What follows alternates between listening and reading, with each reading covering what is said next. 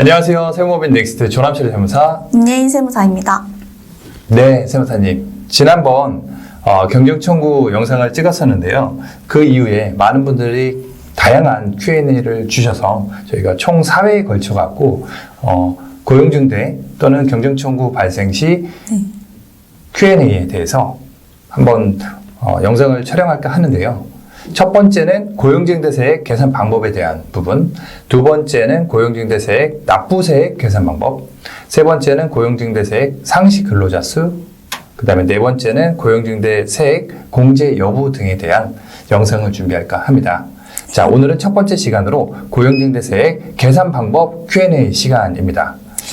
자, 이 고용징대세액이 관련된 법령은 있지만 법령으로 다 커버가 되지 않는 다양한 케이스들이 나오지 않습니까? 그런 경우에 대해서 구체적으로 케이스를 하나씩 짚어보도록 하겠습니다. 자, 첫 번째 질문이 있습니다. 전체 상시 근로자 수는 증가를 했는데 2차 연도에 청년 등 상시 근로자 수가 감소한 경우 2차 연도 추가 공제분은 어떻게 계산하는 것인가요? 라는 문의가 있습니다. 어떻게 해야 되죠? 일단 고용증대세액 공제의 경우에는 청년 등에 해당하는 요건의 그 상시 근로자에 비해서 청년 외의 그 상시 근로자 수의 공제가 굉장히 차이가 납니다. 일단은 예를 들어서 수도권 내 중소기업의 경우에는 청년 등에 해당하는 상시 근로자에 대해서는 1,100만 원을 공제를 해드리고요. 그 다음에 그 청년 외의 경우에는 700만 원의 세액을 공제합니다. 그렇기 때문에 만약에 청년 등에 해당하지 않음에도 불구하고 그대로 세액 공제를 적용하게 된다면 혜택을 과다하게 부과하게 되는 이런 과세 형평의 문제가 발생하기 때문에 2000년도 추가 공제 시에는 그 차액인 400만 원만큼을 덜 공제받아서 청년 외의 경우와 똑같은 금액의 세액을 공제받게 됩니다.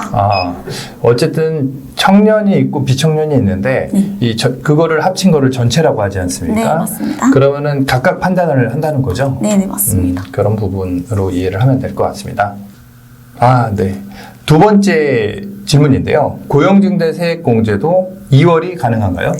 네, 고용증대세액 공제의 경우에는 이제 그 세액을 계산을 하였는데도 법인세가 납부세액이 발생하지 않아서 공제를 받지 못하거나 아니면 최저한세에 걸리게 되어서 공제받을 세액이 있는 그 금액을 공제받지 못하는 경우가 발생하게 됩니다. 이 경우에는 그 공제받은 연도의 다음 10년 동안 2월에서 공제 가능한 세액만큼 공제가 가능합니다. 네.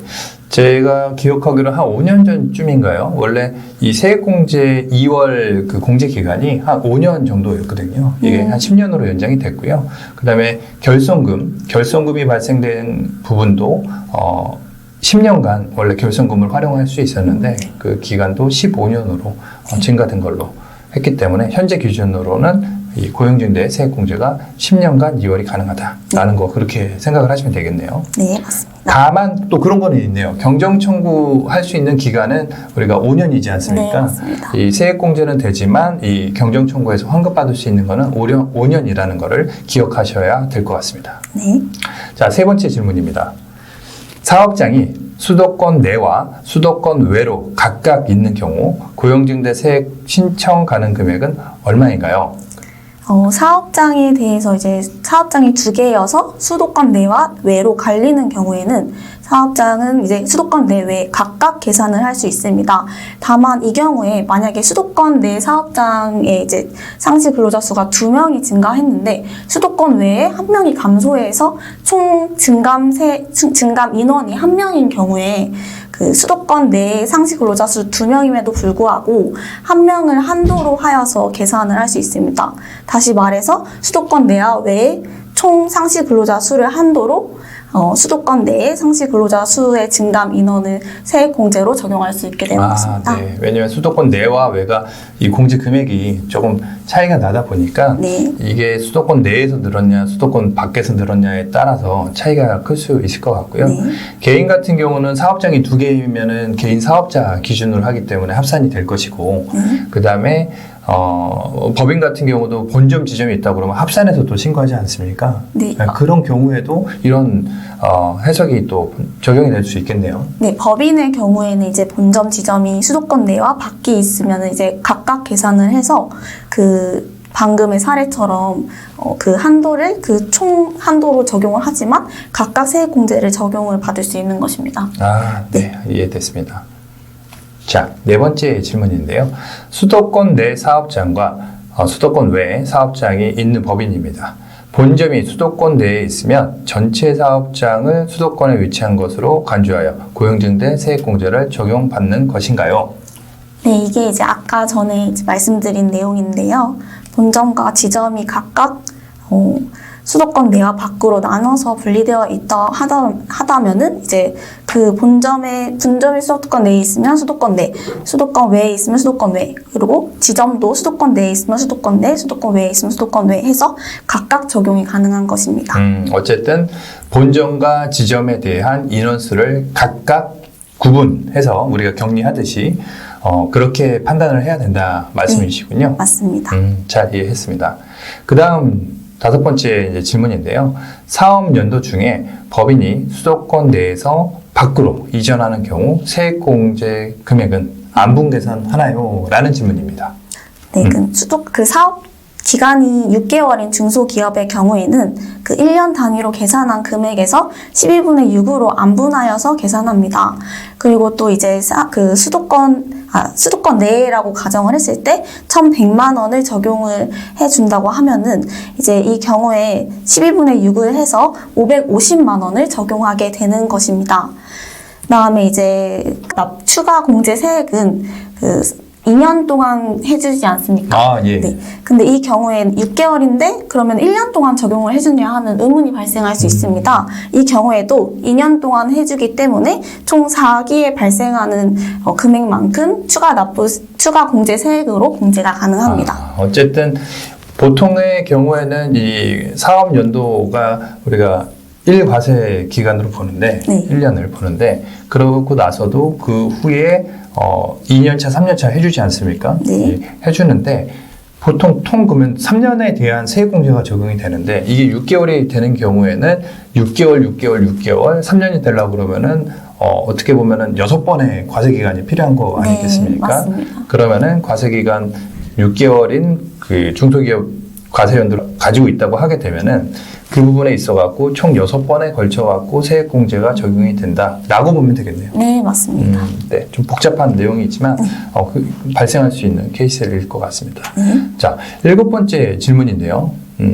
방금 질문에 이제 연속해갖고 최초 공제받은 과세 연도, 22년 6월 말 대비 해당 과세 연도 2022년 12월에 그 인원을 유지한 경우 추가 공제 세액은 어떻게 계산하면 될까요? 1,100만 원입니까? 550만 원입니까? 라는 질문입니다.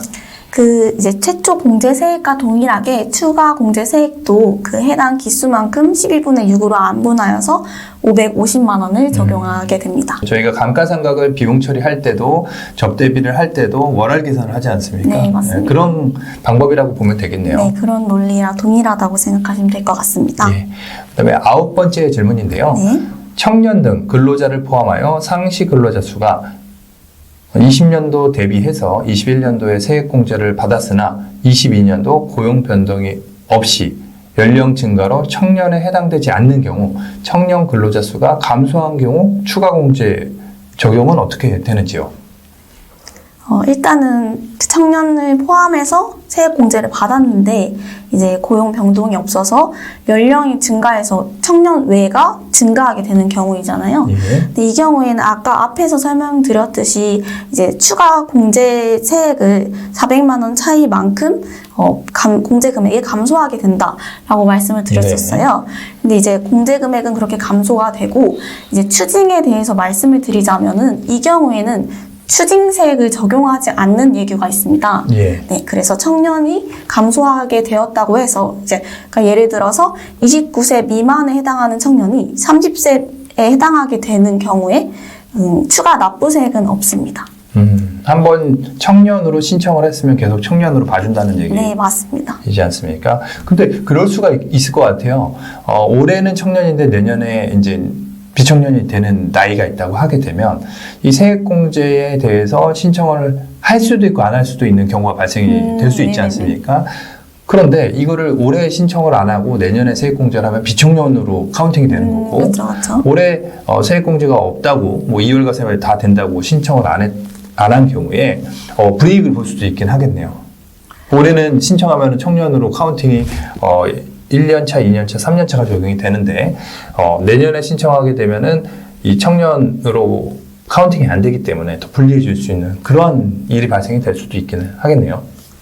그 경우에는 이제 추가 납부세액이 감소하지는 않기 때문에 그 불이익이라고 할 것은 이제 그 400만 원의 차이만큼 공제세액이 감소한다는 것, 네, 그것까지 생각하시면 될 것 같습니다. 네, 알겠습니다. 자, 이번 시간에는 그 고용증대 세액 계산 방법에 네. 대한 Q&A 시간을 가졌습니다. 영상 시청해 주셔서 감사합니다.